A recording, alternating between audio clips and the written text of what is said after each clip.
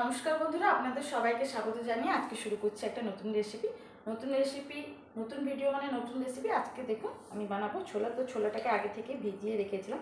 ছোলার তরকারির সঙ্গে বানাবো নরম নরম ফুলকো রুটি। ঠিক আছে, তো দেখতে থাকুন প্রথম থেকে শেষ পর্যন্ত ভিডিওটা। ভালো লাগলে লাইক কমেন্ট শেয়ার করবেন। আর যারা এখনও পর্যন্ত চ্যানেলটা সাবস্ক্রাইব করেননি তারা এবার চ্যানেলটা সাবস্ক্রাইব করে দিন। প্রথমে একটা প্রেসার কুকার নিয়ে নিলাম। প্রেসার কুকারে ছোলাগুলো আগে থেকে তো ভিজিয়ে রেখেছিলাম, সেটা দেখালাম তোমাদেরকে। এবার ছোলাগুলোতে দিয়ে দিলাম, জল দিয়ে দিলাম পরিমাণ মতো।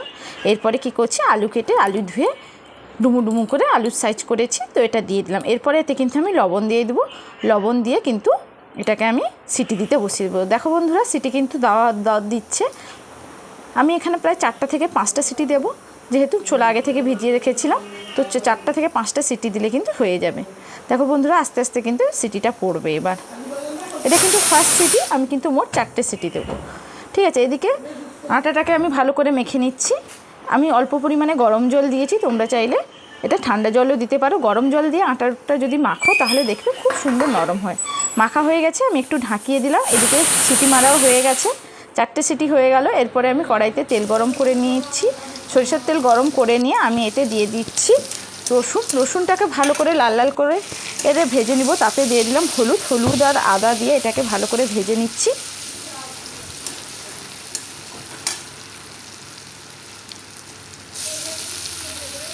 এরপরে এতে দিয়ে দিলাম পেঁয়াজ। খুব সামান্য মশলা ইউজ করছি, আদা রসুন পেঁয়াজ আর টমেটো, আর কিছুই আজকে দেবো না। এইগুলো দিয়ে কিন্তু খুব অসাধারণ রান্না হয়ে উঠবে। সাধারণ জিনিস দিয়ে অসাধারণ রান্নার রেসিপি হচ্ছে আজকের এই রেসিপি। ছোলা আলুর তরকারি বা চানা মশলা খুব সহজে বানাতে পারেন।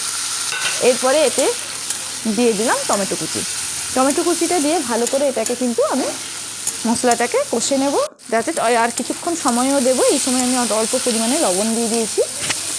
তোমরা চাইলে এই সময় কিন্তু অন্য জিরে গুঁড়ো ধনে গুঁড়ো দিতে পারো, আমি কিন্তু এতে কিছু দিলাম না। এবার এতে জল দিয়ে দিলাম এবং সঙ্গে একটু লঙ্কা গুঁড়ো দিয়ে দিয়েছিলাম, সেটাই তোমাদেরকে আগে দেখিয়েছি। এবার জল দিয়ে ভালো করে মশলাটাকে কিন্তু আমি মেখে নেব। মশলাটা কষা হতে থাক, ততক্ষণে আমরা রুটির ডোটা কিন্তু বানিয়ে নেব। দেখো বন্ধুরা, নরম হয়ে গেছে কি সুন্দর। এবার কিন্তু ভালো করে গোলাকার কয়েকটা ডো বানিয়ে নেব। দেখো বন্ধুরা, এবার দেখো ডো কিন্তু আমার রেডি হয়ে গেছে। এবার কিন্তু রুটিটাকে আরেকবারে ঢাকিয়ে দিব ডোগুলোতে।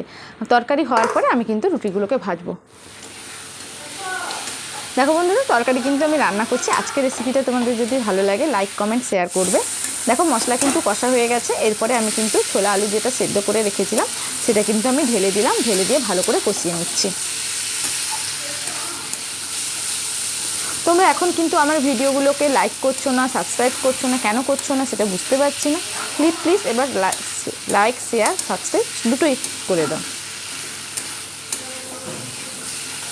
ভালো করে কষিয়ে নেব মশলাটাকে। এবার কিন্তু আমি এতে কিন্তু জল দিয়ে দেবো। দেখো বন্ধুরা, জলটা দিয়ে এবার একে কিন্তু কিছুক্ষণের জন্য ঢাকা দিয়ে দেবো। তারপরে কিন্তু আবার একটু বেশি পরিমাণে জল দেবো। এতে অল্প পরিমাণে জলটা দিলে কি হবে, মশলাটা পুরো একেবারে আলু ছোলার ভেতরে সুন্দরভাবে ঢুকে যাবে। কেন বলো তো, ছোলার যেহেতু খোসাটা একটু মোটা, মানে বিশেষ করে এই ছোলা কালো ছোলা, তো এটা তো কাবুল ছোলা নয়, বা তার জন্য এইটা একটু বেশি মশলাটা ঢোকাতে হয়। দেখো বন্ধুরা, রুটি কিন্তু আমার এদিকে বেলা হয়ে গেছে।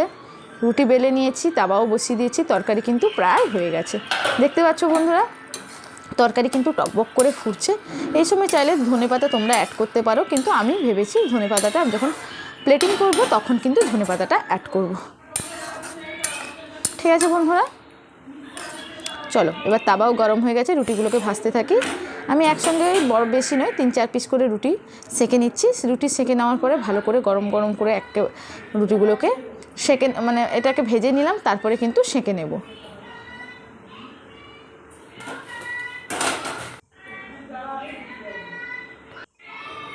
দেখো বন্ধুরা, রুটিগুলো কিন্তু কেমন করে ফুলছে,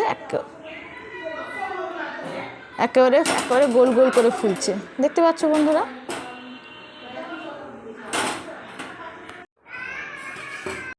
প্লেটিং করার জন্য একটা প্লেট নিয়ে নিয়েছি। দেখো বন্ধুরা, রুটিটা যেহেতু সাদা, তার জন্য একটা কালো ধপধপে কালো একেবারে প্লেটটা নিয়েছি। তোমাদের এই প্লেটটা কার কার পছন্দ অবশ্যই কিন্তু আমাকে কমেন্টে জানাবে। হ্যাঁ, এই প্লেটটা দেখো খুব সুন্দর কিন্তু, তাই না? প্লেটে কয়েকটা ছবি তোমাদের সাথে শেয়ার করলাম। এরপরে এতে কিন্তু আমি 2 পিস রুটি দিয়ে দেবো। দেখো বন্ধুরা, 2টো রুটি দিয়ে দিলাম, নরম নরম একেবারে।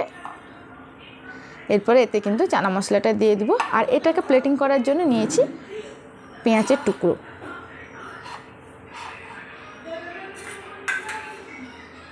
দেখো বন্ধুরা, 3 পিস পেঁয়াজের টুকরো নিয়েছি।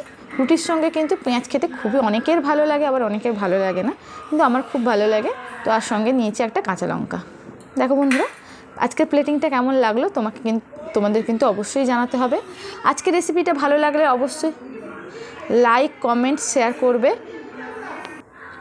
ভালো লাগলে চ্যানেলটাকে অবশ্যই সাবস্ক্রাইব করে দিবে। আমার ভিডিওটা সম্পূর্ণ দেখার জন্য অসংখ্য ধন্যবাদ।